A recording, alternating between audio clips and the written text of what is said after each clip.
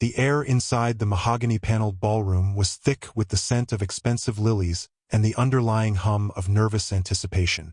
For Elena, this was supposed to be the crowning achievement of her life, the induction ceremony into the State Bar Association, a moment she had bled and cried for through 3 years of law school and months of grueling study. The room was a sea of black robes, polished shoes, and proud parents. But as she stood on the elevated dais, her eyes kept drifting to the third seat in the front row, a seat that felt like the epicenter of a cold front. There sat Sarah. Captain Sarah Miller looked like a statue carved from granite and discipline. She was dressed in her Class A Army greens, every metal pinned with surgical precision. Her hair pulled back into a bun so tight it looked painful. Her back didn't touch the chair. She sat at a perfect 90-degree angle, hands resting flat on her knees. But it wasn't her posture that was the problem. It was her eyes. They were fixed on a point exactly 3 inches above the head of the keynote speaker, vacant and unyielding. When the Master of Ceremonies announced the family procession, a tradition where siblings and parents stand behind the inductee as a show of generational support, the room shifted. Elena's father stood up, adjusting his tie with a shaky, proud hand. Her mother rose, wiping a stray tear. They moved toward the stairs of the stage, looking back expectantly at Sarah. Sarah didn't move. The silence began to stretch, thin and brittle. Elena felt a flush of heat creep up her neck, the kind of stinging embarrassment that makes your ears ring.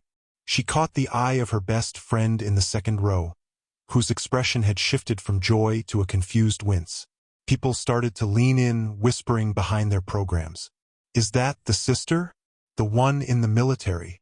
Why isn't she getting up? They used to be so close. Maybe she thinks she's too good for a civilian ceremony." Elena gripped her diploma folder so hard the cardboard groaned. She looked directly at her sister, pleading with her eyes. "Please, Sarah. Not today. Just 10 steps. Just stand behind me for 5 minutes." Sarah's gaze didn't flicker. It was as if Elena didn't exist. To the observers, it looked like the ultimate act of sibling betrayal, a decorated soldier refusing to acknowledge her lesser sister's achievement. The tension was no longer a hum. It was a roar. The Master of Ceremonies cleared his throat, his hand hovering over the microphone, his eyes darting between the crying bride-to-be of the legal world and the frozen soldier in the front row. The rejection felt like a physical blow. Elena remembered the letters she had sent to Sarah during her deployment to the Middle East, letters that were never answered. She remembered the coldness that had settled over Sarah since she returned 6 months ago, a wall of silence that no amount of sisterly love could breach. But to do this here, in front of the mentors, the judges, and the entire community, felt like a public execution of their relationship. The whispers grew louder, turning into a low hiss of judgment. Elena's father reached out a hand toward Sarah, a silent come-on gesture, but his arm dropped when Sarah didn't even blink. The military precision that Elena used to admire now felt like a weapon being used against her. Every second that Sarah remained seated was a statement. "You are not worth my time. This ceremony is beneath my rank." Elena turned her head back toward the audience, her vision blurring. She tried to maintain her dignity, but the military sister, who was supposed to be her shield, was now the very person tearing her down. The ceremony was grinding to a halt, the joy drained out of the room, replaced by a heavy, suffocating awkwardness. The host stepped forward, his face grim, preparing to address the disturbance of the sister who refused to stand. The atmosphere in the grand hall had shifted from celebratory to agonizingly stagnant. As the seconds ticked by, the silence wasn't just quiet. It was heavy, a physical weight that pressed down on every guest in the room. Elena stood on the stage, her hand trembling slightly as she held her legal credentials, feeling the collective gaze of 300 people darting between her tear-filled eyes and the ironclad figure of her sister, Captain Sarah Miller. The tension was no longer a private family matter. It had become a public spectacle. To the law professors and senior partners in the audience, Sarah's refusal to stand looked like a calculated insult. The murmurs that had started as soft ripples were now a rising tide of indignation. Elena could hear the sharp intake of breath from her mother, who stood on the stage, her face a mask of wounded confusion. Her father looked aged, his shoulders slumping as he realized his eldest daughter wasn't going to budge. "Is she protesting something?" A voice hissed from the fourth row, loud enough to carry. "Typical," another whispered. "She gets a few medals and thinks she's above the rest of us. It's a disgrace to the uniform." Every word felt like a needle pricking at Elena's skin. She looked down at Sarah, searching for even a glimmer of the sister who used to sneak into her room at night to help her study for LSATs. But this woman was a stranger. Sarah's eyes remained locked on that invisible point in space, her jaw set so tight the muscles in her face pulsed. She looked less like a guest and more like a gargoyle guarding a tomb. The master of ceremonies, a seasoned judge known for his punctuality and decorum, was visibly flustered. He shifted his weight, his eyes scanning the room for a cue on how to proceed.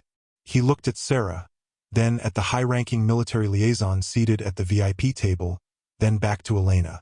The protocol dictated that the family should be settled before the final oath was administered, but the military sister was holding the entire timeline hostage with her stillness. The humiliation was multifaceted.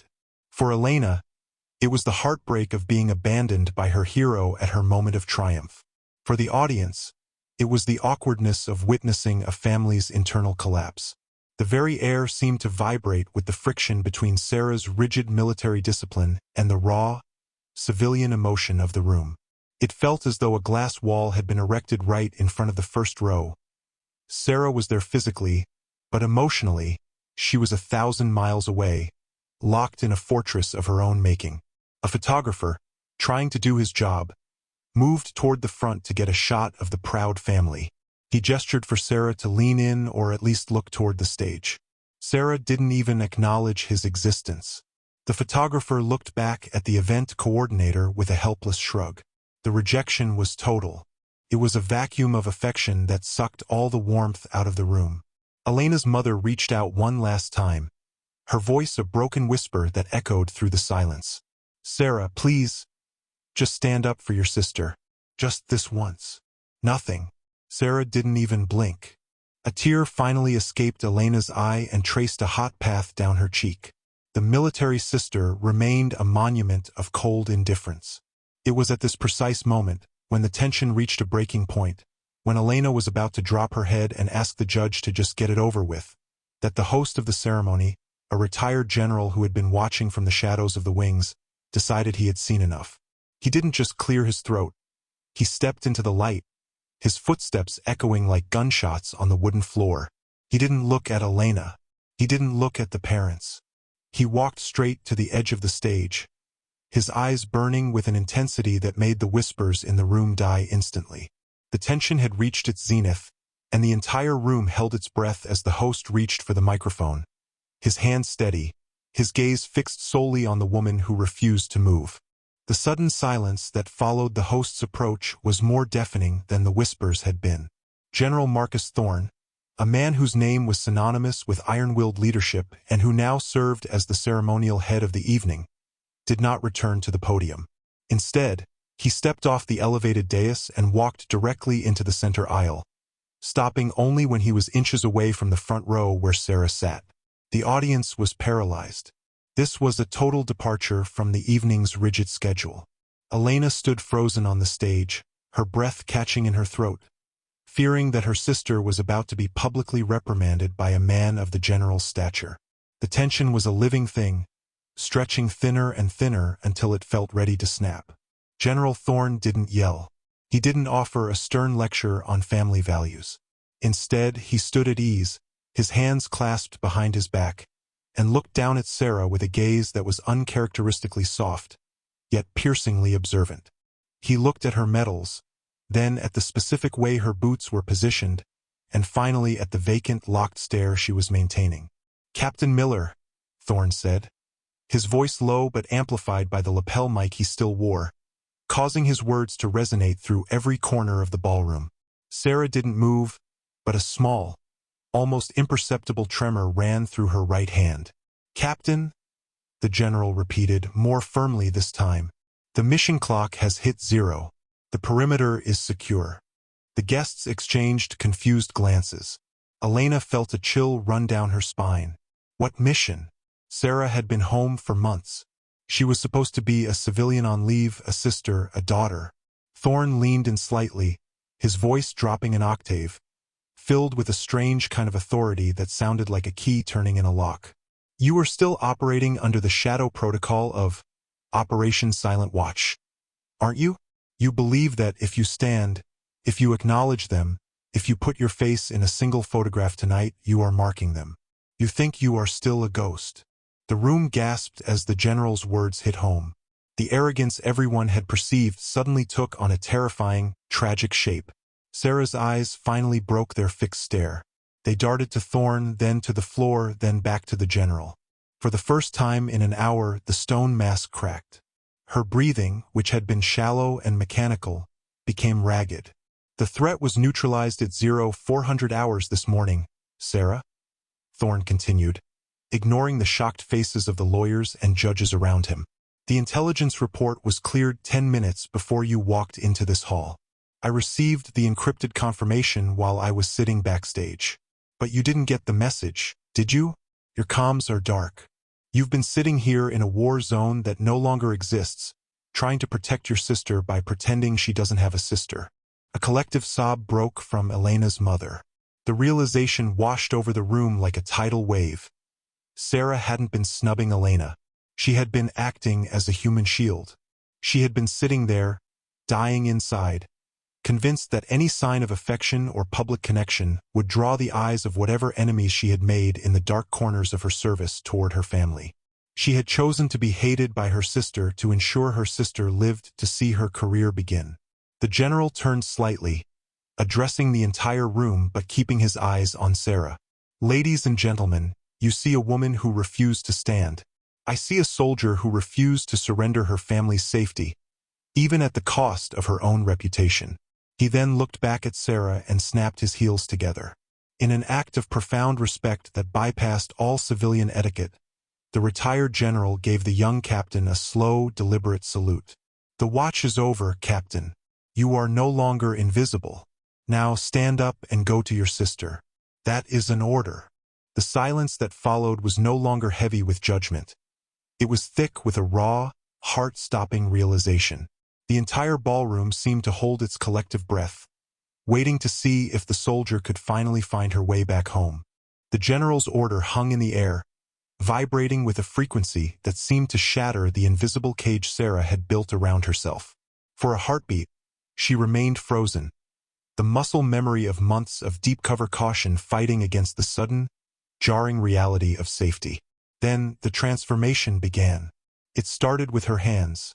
The fingers that had been flat and lifeless against her knees curled into tight fists, the knuckles turning white. A single, jagged breath escaped her lungs, sounding like a sob that had been suppressed for a lifetime. The rigid line of her spine finally curved. The statue was breaking. Sarah looked up at Elena, and for the first time that evening, her eyes weren't focused on a distant, tactical point. They were swimming with a level of agony and relief that made the spectators recoil in collective sympathy. I couldn't, Sarah whispered, her voice rasping and dry from hours of silence. I couldn't let them see me with you. The general stepped back, giving her space, his expression one of somber respect. As Sarah slowly stood up, her legs seemed to struggle with the weight of her own body, as if the burden she had been carrying was a physical mass she was only now beginning to shed. She didn't look like a confident officer in that moment. She looked like a survivor crawling out of wreckage. As she moved toward the stairs, the host's words began to circulate through the minds of everyone present, recontextualizing every cold glance and every missed phone call of the past 6 months. This wasn't just about a ceremony. The revelation of Operation Silent Watch painted a harrowing picture of Sarah's life since her return. While Elena had been debating case law and attending gala dinners, Sarah had been living in a world of shadows, convinced that her very presence was a biohazard to her family's safety. She had spent months intentionally alienating the people she loved most, acting as a lightning rod for potential retaliation, all while keeping the secret entirely to herself. She had endured Elena's angry texts, her mother's tearful voicemails, and her father's disappointed silences, using them as armor. If the world thought she was a cold, distant shell of a woman who hated her family, then her family was safe. She had traded her soul for their security. As Sarah reached the top of the stairs, the podium light hit her medals, making them flash with a brilliance that felt blinding. But the decorations meant nothing compared to the look on her face. The mask of the military sister had completely disintegrated, leaving behind only a sister. The professionalism she had worn like a suit of armor was gone, replaced by a raw, bleeding vulnerability. Elena took a step forward, her diploma forgotten on the small table nearby. She looked at Sarah, really looked at her, and saw the dark circles under her eyes, the slight tremor in her frame, and the sheer exhaustion of a soldier who had been on guard for 1,000 hours too many. The anger that had fueled Elena's resentment for months evaporated instantly, replaced by a crushing guilt. She had judged Sarah for her distance, never imagining that the distance was the only thing keeping them all alive. The guests, many of whom were high-ranking legal professionals used to the complexities of human motivation, sat in a silence that was now holy. The judgment that had filled the room only minutes ago had been replaced by a profound sense of shame. They had witnessed a woman being crucified by public opinion and had joined in the whispering, unaware they were watching a masterclass in self-sacrifice. Sarah stopped a foot away from Elena. She looked at her sister's graduation gown, the symbol of a peaceful, successful life, and then looked down at her own uniform, the symbol of a life defined by conflict. The contrast was a sharp reminder of the two worlds they inhabited. "I'm sorry, Elle," Sarah choked out, the tears finally overflowing and tracing tracks through the light dust of the ballroom's makeup. "I just wanted you to have your day. I just wanted you to be safe." The weight of the sacrifice was finally fully visible. Sarah hadn't just refused to stand. She had been prepared to be the villain in Elena's story forever, if that was what it took to keep the story going. She had been willing to let Elena hate her, to let the world scorn her, all to ensure that this ceremony could happen at all. The barrier between the two sisters didn't just crumble, it vanished in a heartbeat. Before Sarah could finish her apology, Elena lunged forward, closing the distance in a frantic blur of graduation robes. She threw her arms around Sarah's neck with such force that the captain stumbled back a step. The sound that erupted from the stage wasn't a polite sob. It was a primal, gut-wrenching cry of release that echoed off the high-vaulted ceilings of the ballroom. Sarah's arms, which had been locked at her sides in military formation for years, finally snapped. She pulled Elena into a crushing embrace, burying her face in her sister's shoulder. The clinking of her medals against Elena's gown was the only sound in the room for a long, heavy minute. It was the sound of iron meeting silk, of war finally surrendering to peace. The audience, which had been so quick to whisper and judge, was now gripped by a collective, breathless awe. Several judges in the front row stood up, not because it was required, but because they could no longer remain seated in the presence of such raw, sacrificial love. I'm here," Elena sobbed into Sarah's ear, her hands clutching the back of the green uniform as if she feared Sarah might vanish back into the shadows if she let go. "I'm so sorry I didn't know. I'm so sorry I doubted you." Sarah couldn't speak. The discipline that had been her only companion for so long had finally failed her, and in its place was a flood of suppressed grief and relief. She wept openly, her shoulders heaving, her forehead pressed against Elena's. The military sister was gone. There was only a woman who had finally been allowed to come home from a war that no one else could see. General Thorne stood to the side, his own eyes suspiciously bright. He stepped toward the microphone one last time, but he didn't use his command voice. He spoke softly, a witness to the healing. "This ceremony was intended to welcome a new officer of the court," he said, gesturing toward Elena. "But I think it has served a higher purpose. It has welcomed home a hero who forgot she was allowed to be a sister." The room erupted. It wasn't the polite, rhythmic clapping of a formal induction. It was a thunderous, standing ovation that shook the floorboards. People were cheering, some were crying, and others were simply shaking their heads in disbelief at the drama they had just witnessed. The parents, who had been watching from the edge of the stage, finally rushed forward, turning the duo into a huddle of four. The family was whole again, the shadow of Operation Silent Watch finally dissipated by the bright lights of the ballroom. As the applause continued, the photographer who had earlier been ignored stepped forward again. This time, he didn't have to ask. Sarah wiped her eyes with the back of her hand, straightened Elena's graduation cap, and stood shoulder to shoulder with her sister. She didn't look at the ceiling or the back wall. She looked straight into the camera, her hand firmly gripped in Elena's. The image captured that day would later become legendary in their family and in the local legal community. It showed Elena, radiant and tear-streaked, and Sarah, her uniform slightly rumpled but her expression one of fierce, protective pride. It was a photo that spoke of a debt that could never be fully repaid and a bond that had been tempered in a fire much hotter than anyone had realized. After the ceremony, as the crowd began to filter out toward the reception, Sarah didn't return to her rigid, solitary stance. She stayed tucked under Elena's arm, letting her younger sister lead her through the throng of well-wishers. For the first time in months, Sarah wasn't scanning the exits or checking the perimeter. She wasn't looking for threats. When they finally reached the doors of the hall, the cool evening air hitting their faces, Sarah stopped and looked at the stars. She took a deep, shaky breath, the first breath of a civilian life she had almost forgotten how to live. "You did it, Elle," she whispered, her voice finally steady. "You're a lawyer."